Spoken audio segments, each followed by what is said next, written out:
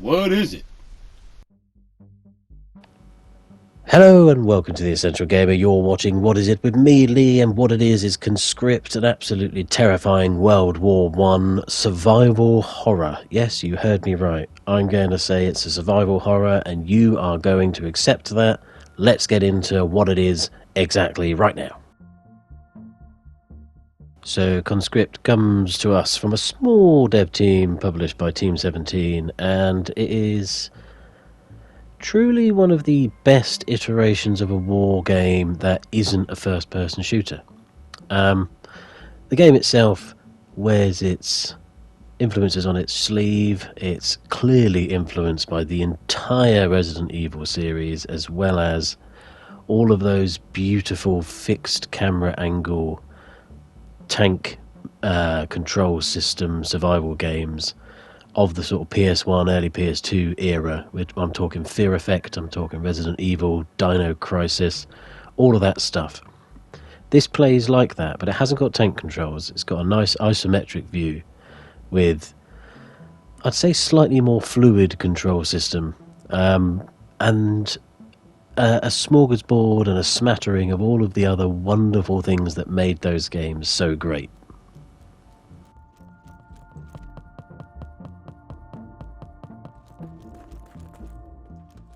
So it's set in World War One. It's trench warfare. It's horrible. It's awful. It's downright terrifying. You're going to get yourself in many a ruckus. You're going to fight many a nasty German chap. You're a young French infantryman trying to make his way in the world, swinging his trench shovel and his clubs and using rifles and Bren guns and fixed turret positions and munitions, explosives, and all kinds of other things that are at your disposal to try and survive and make your way out of this absolute hellscape that is somewhere, I believe in France, in the middle of the First World War, fighting what seems to be every German ever.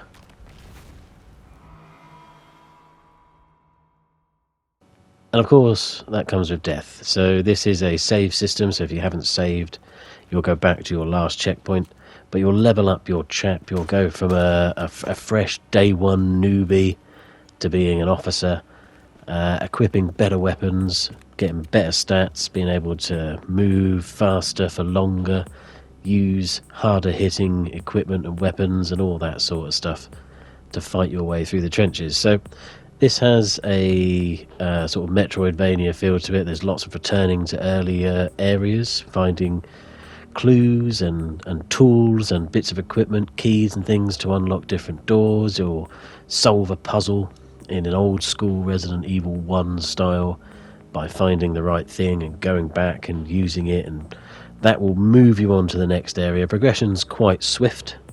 It likes to move you through it, but there is a lot of back and forth, retreading your steps. If that's not your kind of game, you may not enjoy it, but if you do enjoy the puzzle solving side of things, this should tickle those fancies quite nicely. Story wise, it's quite engaging. It's got some good lore to it.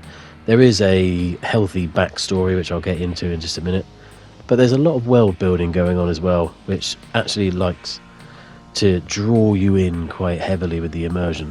That and what is actually happening being quite a serious and somber subject. It's handled quite nicely. I like the fact that it's delicate in its handling, it's respectful, but also it uses everything that is a World War One setting to really get your nerves frayed to within an inch of their lives.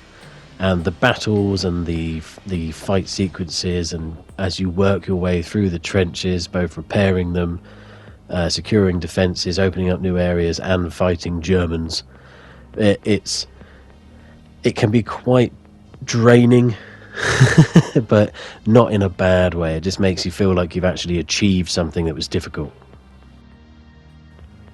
You're fighting your way through mines, through darkness, against mustard gas, against all sorts of enemies and that sort of thing.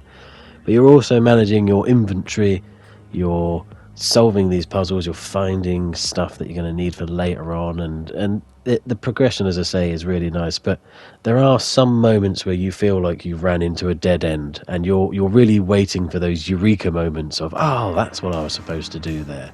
Sometimes they are a little bit slow in the upkeep. So as mentioned, the story, you're looking for your brother. He was stationed somewhere. You go to find him. Obviously, the war is happening, so finding people isn't really easy. And that is what drives our protagonist through his journey here, going to Fort Souville and onwards through the different areas to try and find his brother, and also interact with his other infantrymen, squad mates, different people, different relationships. Some people obviously get on quite well with your character, other people don't, and it's quite interesting to see these little stories develop and evolve throughout the entire game. As far as the control system goes, it's quite satisfying. I say, it doesn't feel old at all. It feels nice, new and fresh. Gunplay is good and heavy. Everything feels quite rewarding with combat. But I think the biggest throwback has to be the save rooms, and the fact that in the save rooms is a little friend who is your merchant. There is a merchant, yes there is. And when you find him, he'll be in a little hole, or he'll be in a little cupboard, or he'll open a flap of doors, and it'll always give you a howdy you doing.